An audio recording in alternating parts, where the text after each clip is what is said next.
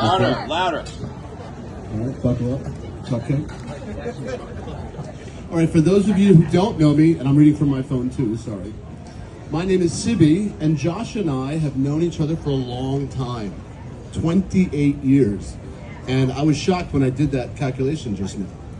I've known Josh since 10th grade, and we were basically in all the same classes, so we spent all of our time in high school together involuntarily. So my first introduction to the Deutsches were when they joined the football team about 3 weeks late, and they ended up having to share a helmet because of an equipment shortage. And there were definitely times throughout the chaos of football season when one of them would just run out there and be playing without a helmet. So I imagine there's got to be some undiagnosed CTE going on with these two, which would really explain a lot. Since then, I've had fond memories of hanging out at their house, and their mom, Fran, was always so warm and inviting, and would always ask me about my classes and how my parents were doing. And she was just always so nice. And big shout out to Josh's mom, Fran. Also, big shout out to Paul Deutsch, Josh's dad.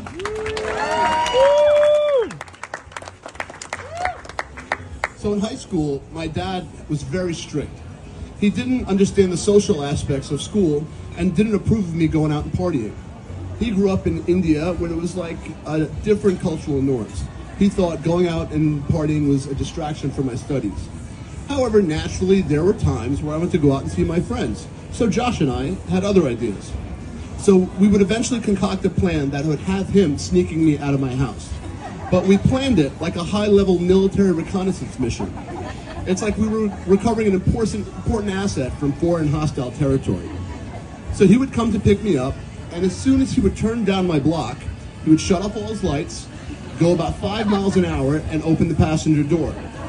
I would scurry out of my house, jump into the car, and off we would speed away like thieves in the night. Once we made it to whatever party we were going to, we could radio back to headquarters that the package is clear. Josh's car in high school is not exactly what you would describe as stealth. This thing was nicknamed the Blue Bomb. And to give you an idea of the condition that it was in, it had 4 different hubcaps that Josh would just find on the side of the road and bolt on whenever he had a chance. Despite the conditions of the car, the good times and the conversations we had in it were things that I will never forget. Yeah. Blue Bomb, shout out Blue Bomb. So just coincidentally, Josh and I ended up going to the same college together freshman year, SUNY Buffalo. And we lived together our freshman year. So later in the spring, I decided to pledge a fraternity. And of course that comes with endless sleepless nights of fraternity hazing and useless events that'll make you just frustrated and crazy. One day in particular though, I had 2 engineering exams during the day, followed by a long night of hazing from the fraternity brothers. But somehow I could mentally manage to get through it all because I know back in my room I had a care package from my mom of a home-cooked meal. So finally I get back to my room about 2:30 in the morning, absolutely exhausted. What do I find? Josh Deutsch, passed out spread eagle in his bed, an empty Tupperware container next to him, and chicken curry all over his face. Needless to say, I didn't get my food. And let me tell you about the murderous rage I felt in my body at that time. Rachel, somehow I feel like you don't ever get that murderous rage. And somehow I managed not to kill him that night, so now you can marry your soulmate. Congratulations, and you're welcome. My dad and I have a wonderful relationship now. I love my dad. But in high school, it was tumultuous. My dad was literally the get off my lawn dad. He didn't like people walking on his grass.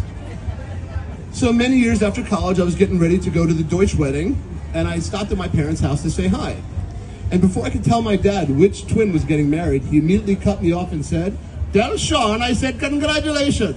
I was so surprised. I said, "Dad, you could barely tell them apart in high school, and you never even talked to them, and that was over 10 years ago. How'd you know which twin was getting married?" "I know which one is getting married.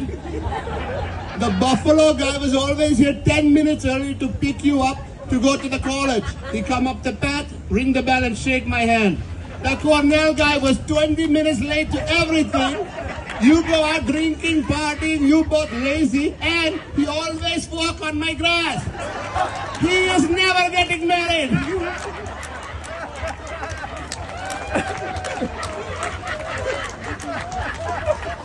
Josh Deutsch, congratulations on proving my dad wrong. Ladies and gentlemen, hell has frozen over. Pigs are flying. Josh Deutsch is getting married. Rachel, thank you so much. One of his nicknames is Inside Voice Deutsch, and we'd always have to remind him, please, Inside Voice, Josh. And thank you, Rachel, for never having to tell him to please quiet his voice down because you just couldn't help not listening to it all the time.